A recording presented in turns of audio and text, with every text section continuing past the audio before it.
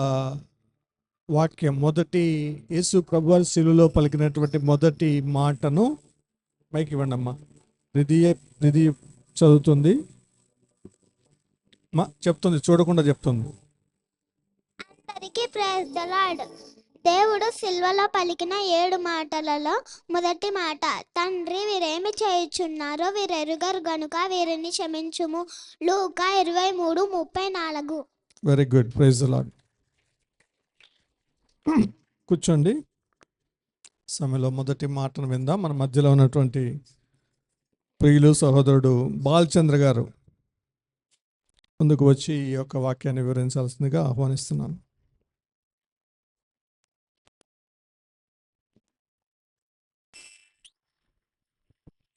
Thank you అన్న.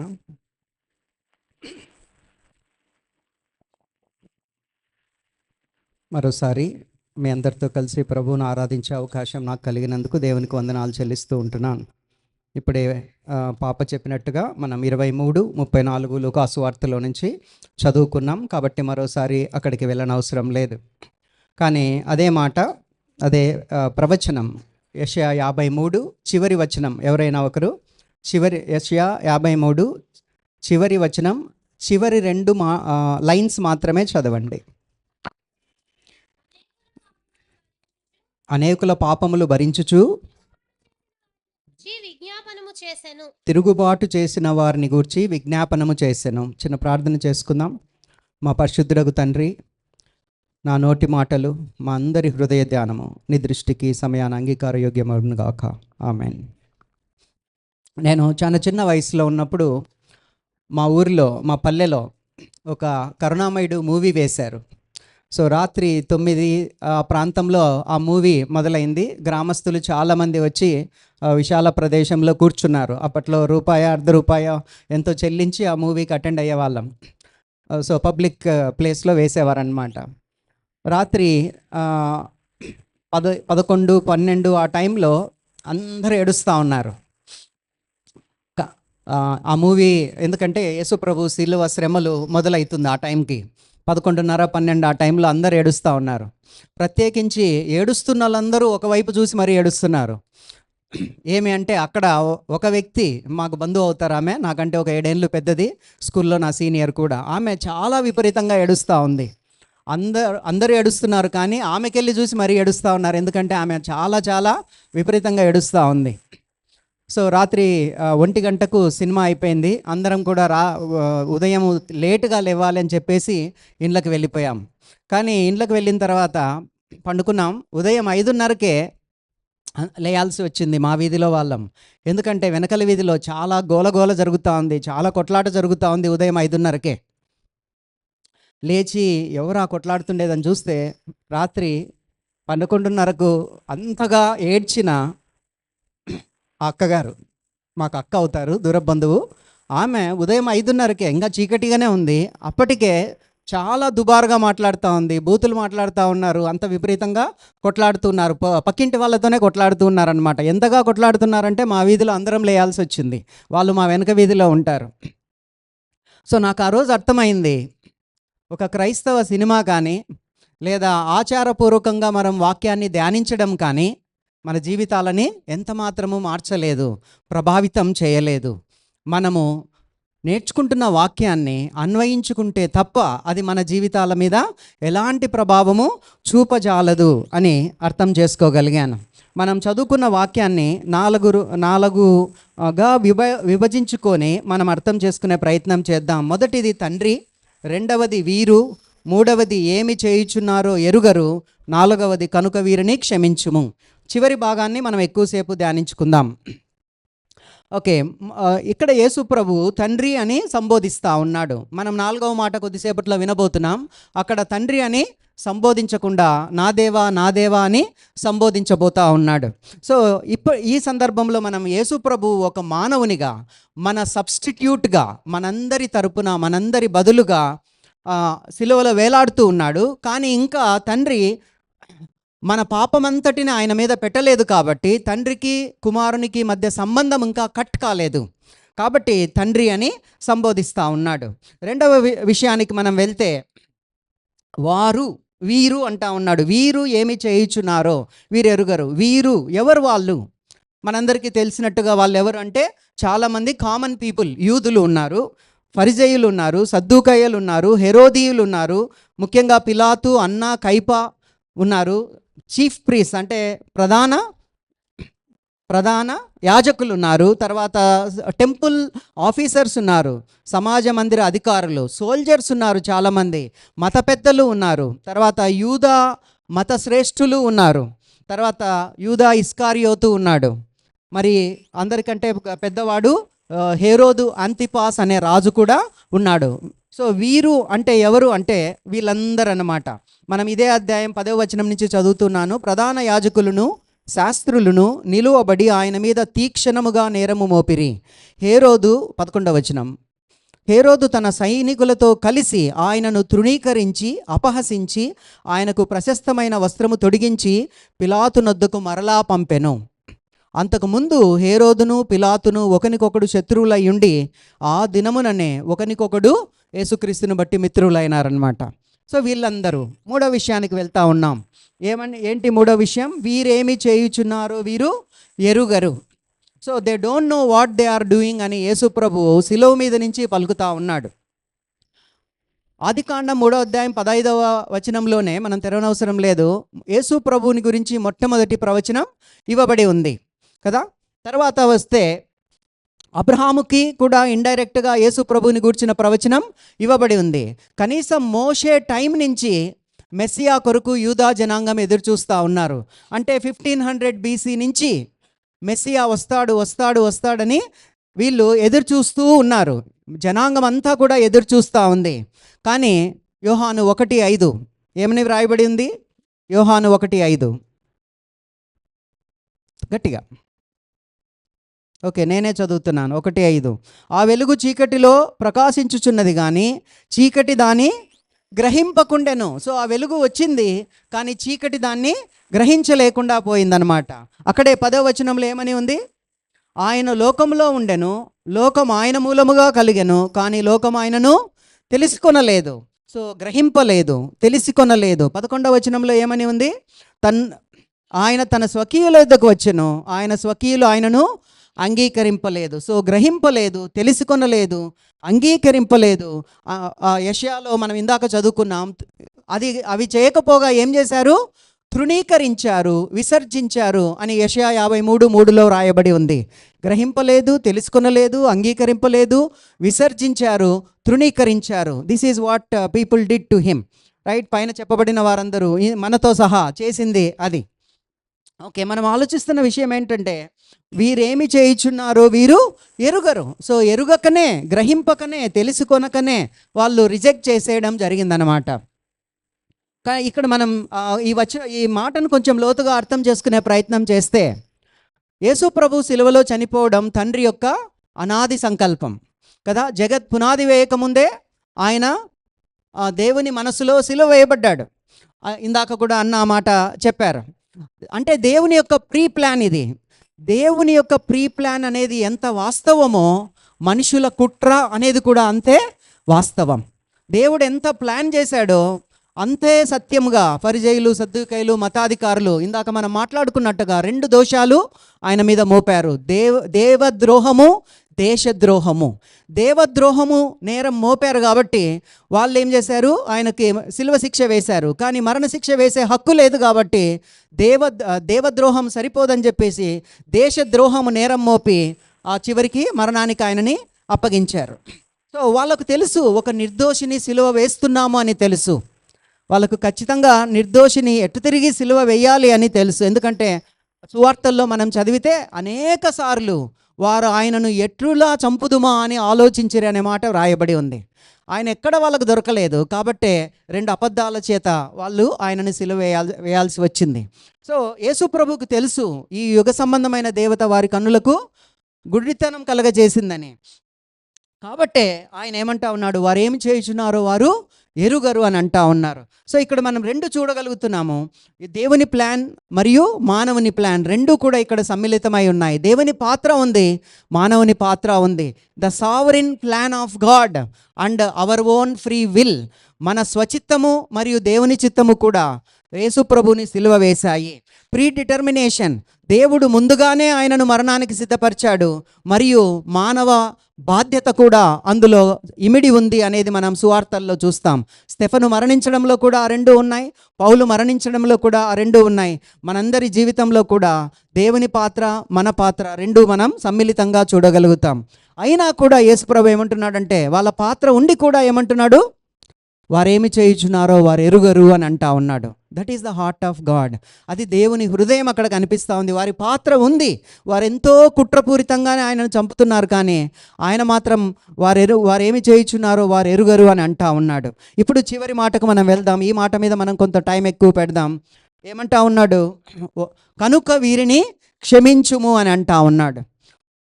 యేసుప్రభు మత్తయి 5:44 ఏమన్నాడు, మనందరికీ తెలిసిన వచనం, నేను చదువుతున్నాను.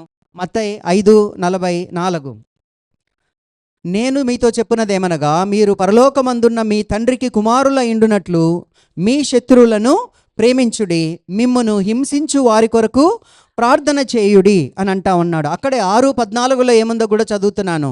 మనుష్యుల అపరాధములను మీరు క్షమించినడలా మీ పరలోకపు తండ్రియు మీ అపరాధములను క్షమించుము. ఇక్కడ యేసుప్రభు ఏం చేస్తా ఉన్నాడు, తను ఏమి బోధ చేశాడో, what he preached and what he teached, the same thing ఆయన చేస్తూ ఉన్నాడు, జీవిస్తూ ఉన్నాడు.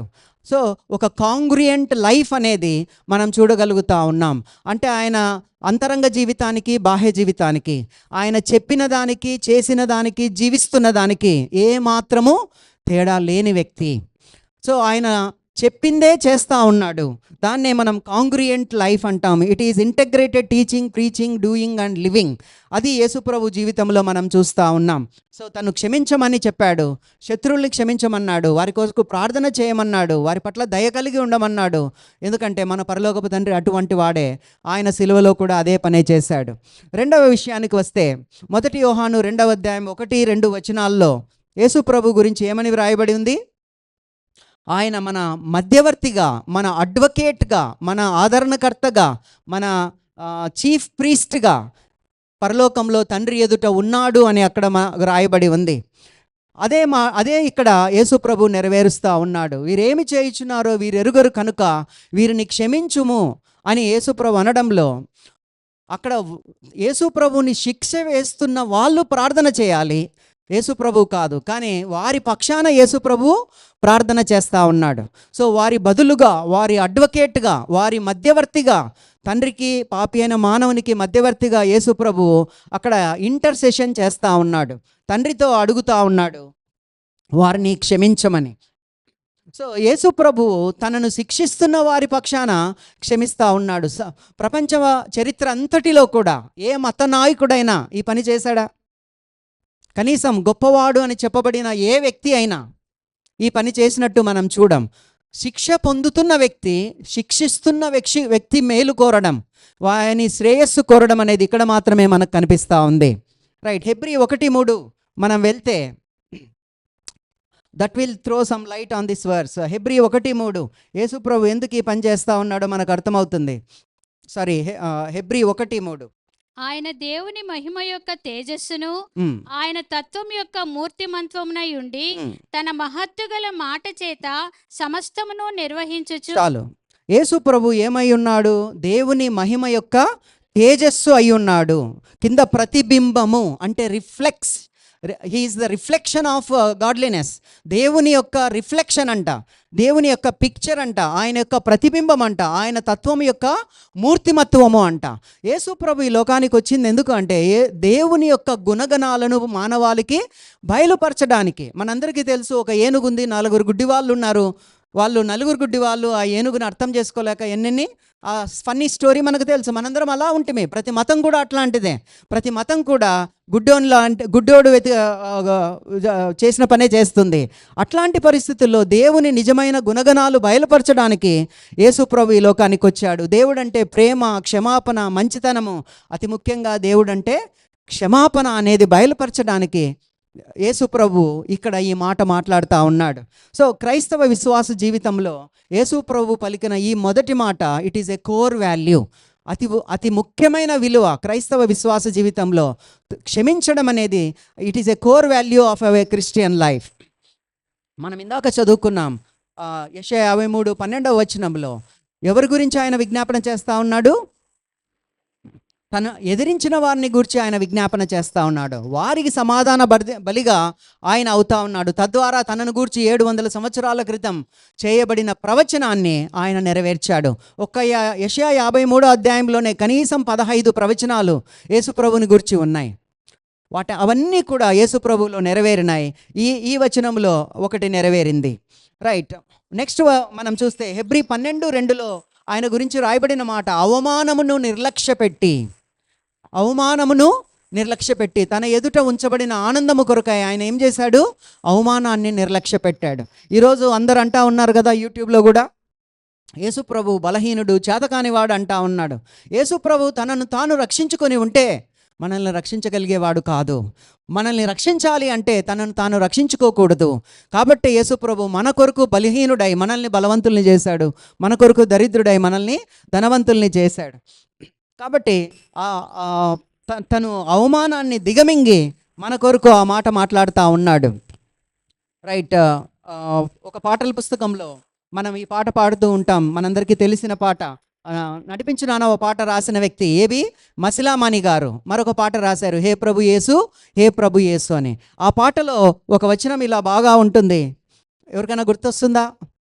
పాపము చేసిన స్త్రీని గని పాపుల కోపము మండే కదా. పాపము చేసిన స్త్రీని గని పాపుల కోపము మండే కదా. యోహాను సువార్త 8వ అధ్యాయంలో ఆ సంఘటన అంతా మనకు చాలా పరిచితమైన ప్యాసేజ్. పాపము చేసిన స్త్రీని గని పాపుల కోపము మండే కదా, దాపున చేరి పాపిని బ్రోచిన కాపరి నీవే కదా, సిల్వధర పాపహర. సో ఎవరు ఈమె? పాపము చేసింది స్త్రీ, రైట్. రెడ్ హ్యాండెడ్గా పట్టుబడింది. కుట్ర చేసి ఆమెని పట్టుకోగలిగారు, వాన్నేమో వదిలేశారు కదా. మరి ఆమెను చూసి ఎవరు కోపపడుతున్నారు? పాపులే కోపపడతా ఉన్నారు. పాపము చేసిన స్త్రీని గని పాపుల కోపము మండే కదా. మండాల్సింది ఎవరి కోపము? పరిశుద్ధుడైన దేవుని కోపము మండాలి. ఆ ప్యాసేజ్లో మనం చూస్తే రాయి వేయడానికి అందరూ రాళ్ళెత్తారు ఆమె మీదకి. రాయి వేసే హక్కు కలిగిన ఒకే ఒక్కడు నేను నిన్ను క్షమిస్తున్నాను అన్నాడు. రాయి వేసే హక్కు కలిగిన ఒకే ఒక్కడు ఆమె మీద రాయి వేయలేదు. కానీ ఆమె తోటి పాపులు, ఆమెతో పాటు సమానంగా పాపులు, ఆమె కంటే ఎక్కువ పాపులు అక్కడ చాలామంది ఉన్నారు, వాళ్ళు మాత్రం ఆమె మీద రాయి వేయాలని ప్రయత్నం చేశారు. దాన్నే చాలా వ్యంగ్యంగా ఏబి మసిలామణి గారు, పాపము చేసిన స్త్రీని గని పాపుల కోపము మండే కదా, కానీ దేవుని కోపము మండలేదు. పరిశుద్ధుడైన దేవుడు, కోపగించుకోవాల్సిన దేవుడు, రాయి వేయాల్సిన దేవుడు, ఆమెను అవమానించాల్సిన దేవుడు ఆమెను క్షమించడం అక్కడ జరుగుతూ ఉంది.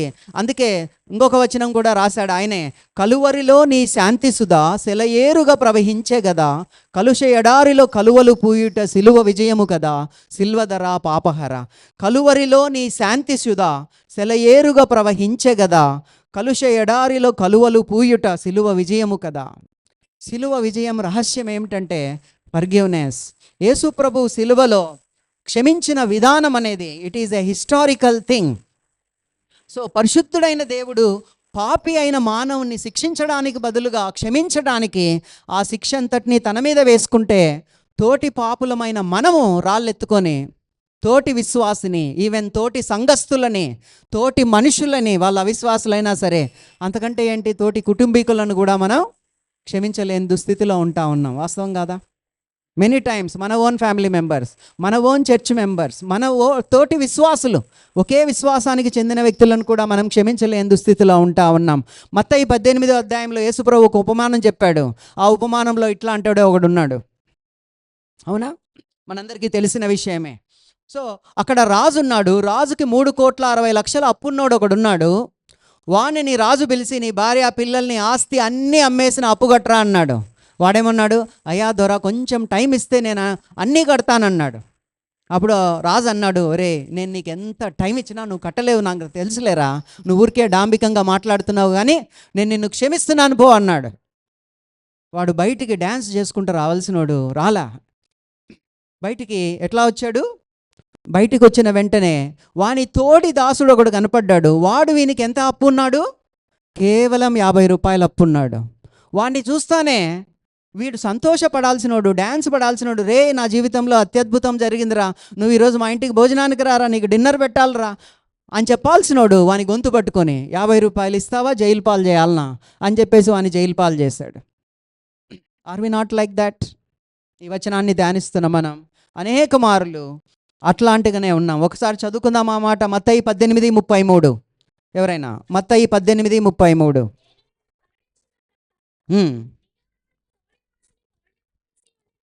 నేను నిన్ను కరుణించిన ప్రకారం 3,60,00,000 అప్పు నేను క్షమించాను, నీవు ఏం చేయాలా?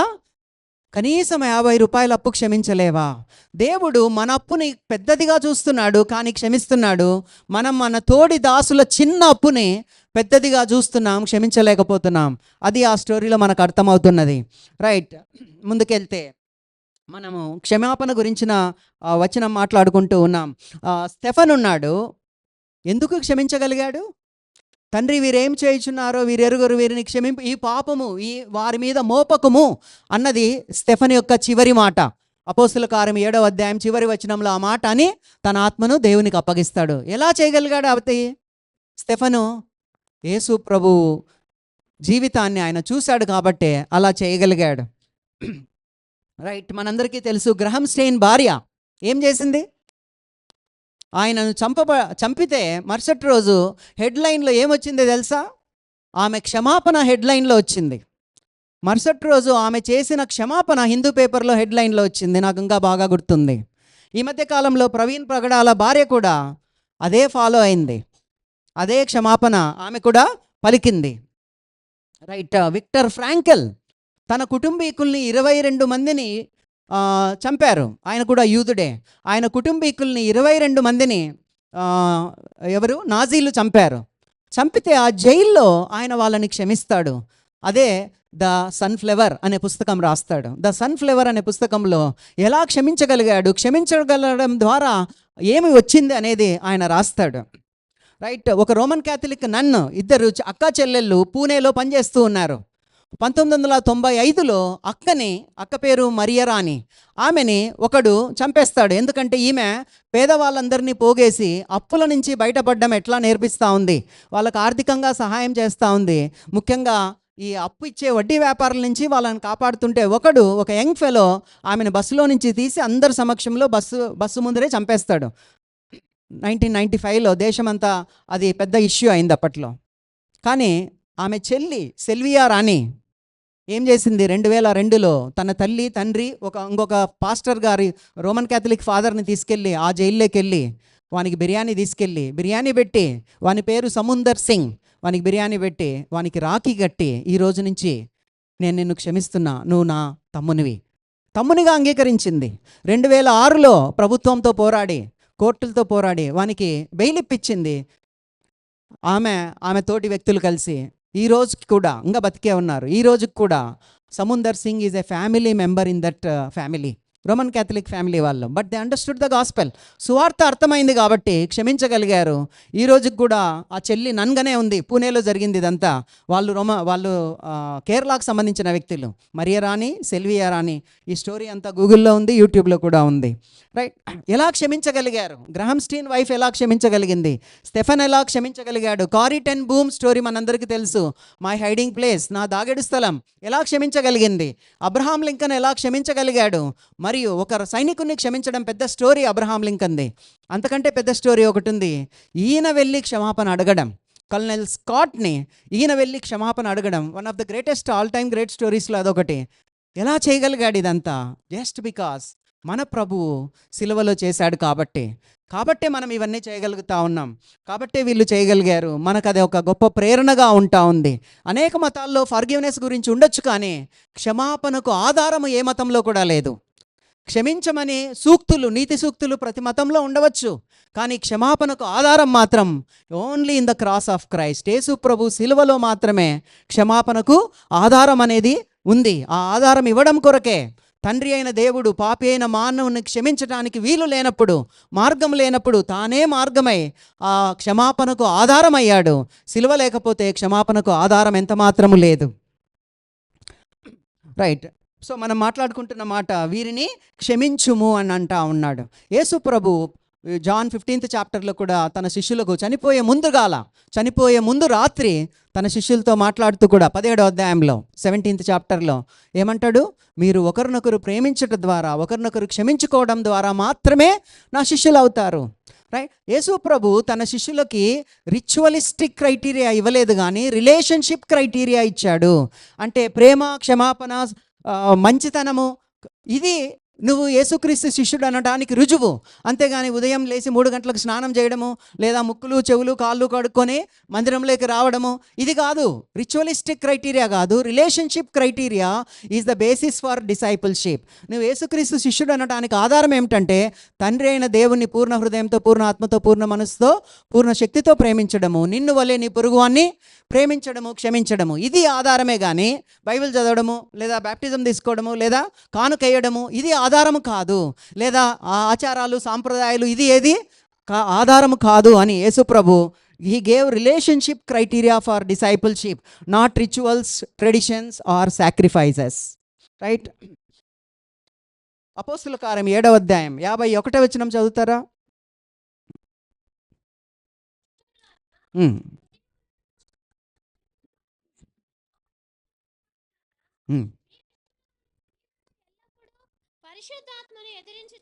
స్టెఫను రాళ్లతో కొట్టబడబోయే ముందు తన ప్రసంగం చివరిలో ఈ మాట అంటా ఉన్నాడు, ముష్కరులారా, మరలేమన్నాడు?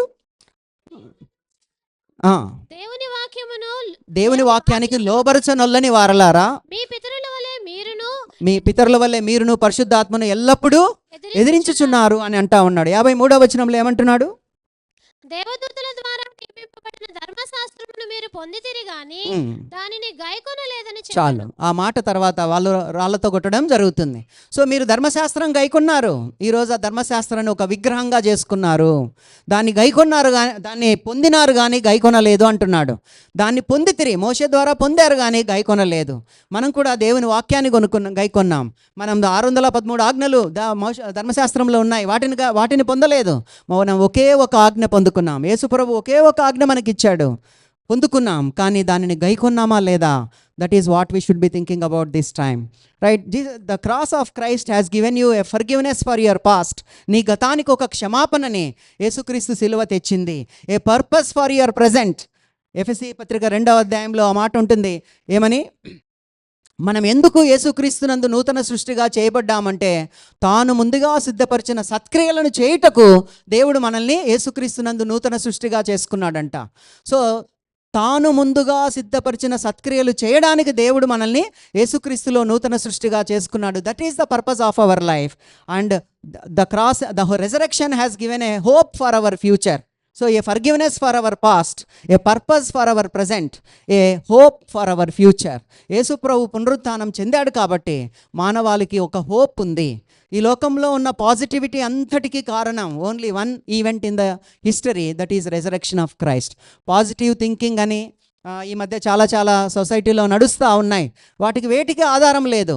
నీకు నాకు హోప్ ఉంది. కారణం ఏమిటంటే యేసు ప్రభు మరణించడం మాత్రమే కాదు, ఆయన పునరుత్థానం చెందాడు. కాబట్టి నీకు నాకు నిరీక్షణ ఉంది. నిరీక్షణకు అది తప్ప లోకంలో, చరిత్రలో ఏ ఆధారము లేదు. The only hope of our future is in the resurrection of Christ. మరి మన సహోదరులను మనం క్షమించాలి అంటే మనం తెలుసుకోవాల్సిన ఒక విషయం ఉంది. యేసుక్రీస్తుని బదులుగా సిలువలో చనిపోయాడు అని తెలుసుకుంటే నువ్వు క్షమించలేవు.